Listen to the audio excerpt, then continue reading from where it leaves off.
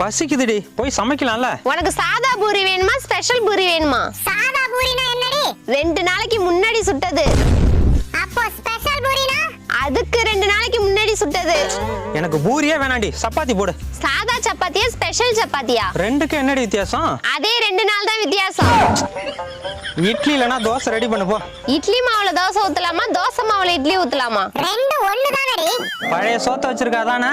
பச்சை மிளகாயும் சேர்த்து வச்சிருக்கேன். ஏன்டி சமைக்கல? நைட்டு தூக்கமே இல்லடா, வாயில வண்டு பூந்துகிட்டே இருந்துச்சு. அப்போ நீ தூங்கும்போது கூட வாயை மூட மாட்டே.